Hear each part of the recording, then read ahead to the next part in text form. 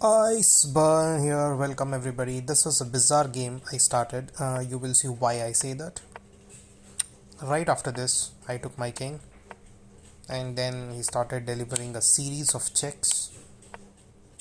I took my king out with an intent to spoil his pawn structure and confuse him with the moves, so that I could try something new. So I was partially successful here. Here you see we have exchanged the queens, and this is where the game gets really interesting because he took this bishop on c1 out of the defense for the pawn e3, and I capture e3 with a check, and his king is moved to the end in on h1.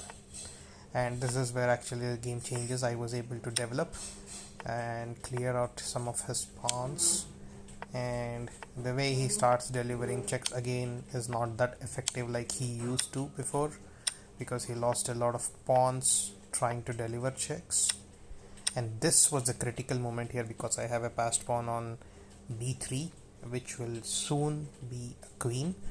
Instead of taking care of that, he took out my knight on e2, which was not very important at that point. I took out his bishop first, then I wanted him to take out my bishop on e3, which he exactly did, and I could get my pawn to safety on a2. It's almost there. And next mistake is he gives the check. Fine, I come here. He shouldn't have taken out his rook on the one file from f1. He put it on f5, which was a great mistake from his side. I take out his rook, and there is no stopping my queen now. This was another mistake. He could have placed his rook instead of on e4. He could have placed it on e1, at least stopping my queen, but he did not. He tried to pin my bishop, which is of no use, and I got a queen. So he took out my bishop as soon as I got the queen, and I blocked the check. This was another mistake from him. He could have taken out by the pawn, but anyway, nothing.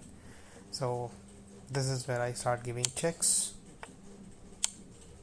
and he forgot that I have another rook as well.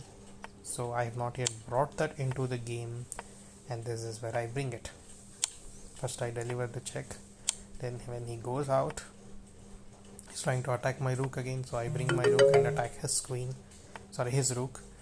And he doesn't want to exchange the rooks, so he takes that rook out, and this is the place where I give him a deadly checkmate. Comes here, I take out his rook first, and then he goes there, check. He again comes back. I want to block him. Now you can see, you can pause the game here. His clock is 13. He has 13.5 seconds, and I have 2 minutes and 14 seconds. And now is the checkmate.